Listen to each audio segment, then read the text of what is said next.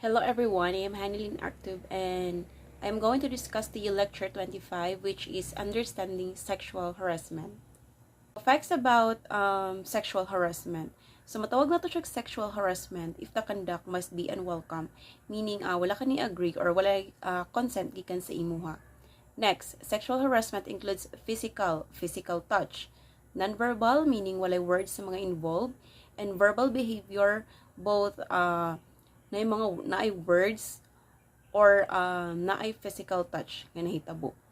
Next is gender-based slurs, meaning gibastos ka based sa imong gender, specifically women or gay.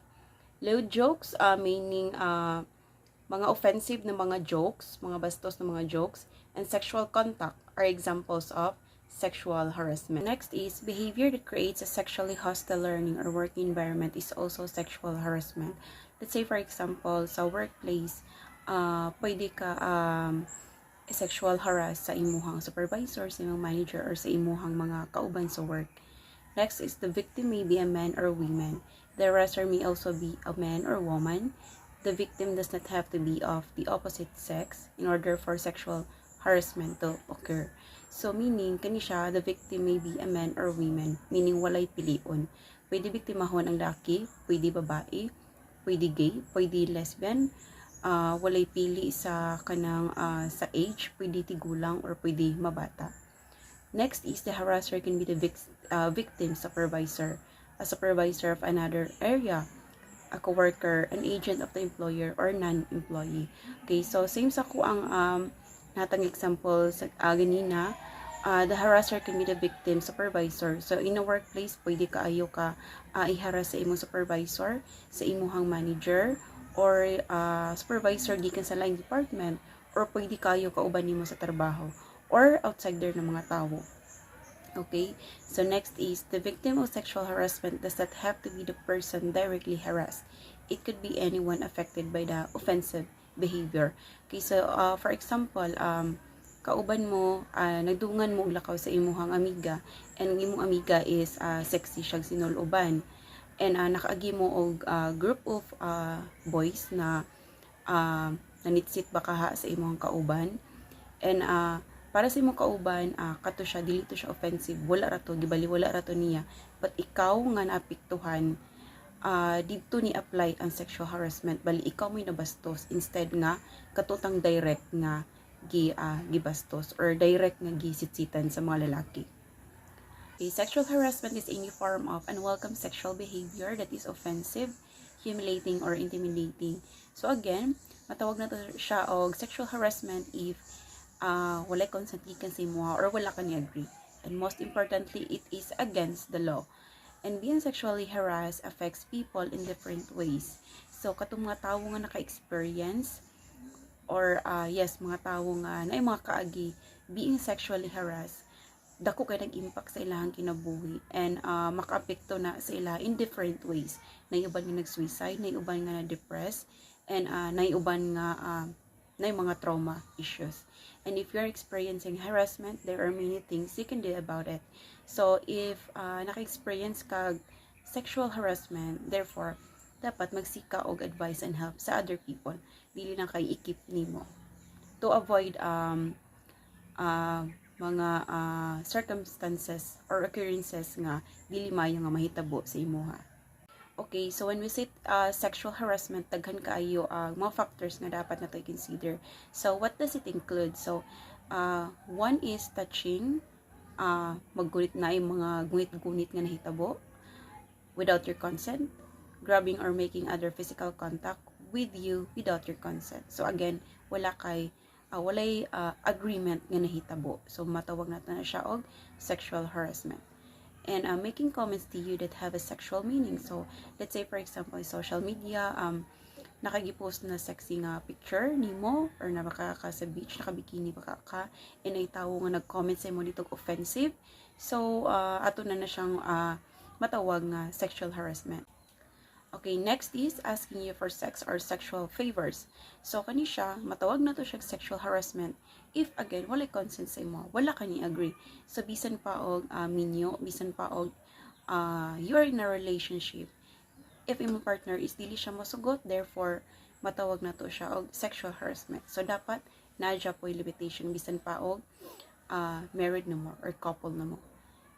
Okay, so next is leering and staring at you, meaning gatutok sa imuha nga murag na siya motibo or na siya gusto nga buhaton sa imuha nga dili maayo. Okay, so that is also include in sexual harassment. Next is displaying rude and offensive material so that you or others can see it. Okay, so gapakita ba kag mga pictures nga mga dili maayo or part ba kasi yung lawas gida-display ba niya in public, gipakita ba sa laing tawo. So that is also sexual harassment. Next, we have making sexual gestures or suggestive body movements towards you. So let's say for example, nagunit ba ka sa imong hawak or nag-agbay-agbay ba ka sa imuha, naghagba ka sa imuha, and ang dating sa imuha is offensive and dili ka ganahan or walay consent ka sa imuha, meaning that is sexual harassment. Next is cracking sexual jokes and comments around or to you. So mga offensive, mga bastos na mga jokes or comments like nag-comment sa imuha in social media sa imong mga pictures, then that is also considered sexual harassment. Next is questioning you about your sex life. So kani siya bisan pagkailan nimo siya kung gaa siya sa imuha og mga inana, and para sa imuha is that is offensive, meaning matawag na po nato siya sexual harassment kay tungod that is also private na siya ng mga matters, dapat dili na nimo siya ipangutana. Next is insulting you with sexual comments. So again, same lang gihapon ni siya anang sa social media nag-comment sa mga pictures of mga offensive or mga bastos, and committing a criminal offense against you, such as making an obscene phone call, indecently exposing themselves, or sexually assaulting you, like maka-receive ka og mga calls nga ginabastos ka. Okay, and what can you do? So unsa ang mga solution nga dapat nato buhaton against sexual harassment? So first, we have talk to the offender. You can try resolving the situation quickly yourself by explaining to the person who is harassing you that their behavior is unwanted. Okay, so if minor lang siya na ginabuhat sa imo, like for example gatutok lang nimo or nag-regards pa kasi imuha and offensive na sa imuha or gachat-chat ba sa imuha, so kani siya mga minor lang na siya, so pwede nimo siya istoryahan to nimo mismo ang katong tawo nga naka-feel ka nga na-harass na ka, you are sexually harassed. So kani siya applicable lang ni siya if minor lang nga gibuhat sa imuha, mga bastos lagi pero minor lang. Okay, so if dili siya minor, like nanay mga physical touch nga nahitabo, so kailangan na jud ka mag-seek og help sa laing tawo, dili lang ka ikaw mismo ang makigstorya sa iya ha. Okay, next is save any evidence. Keep text messages, social media comments, notes, and emails. This evidence can help if you make a complaint. So for example, kani siya nahitabo siya sa working environment.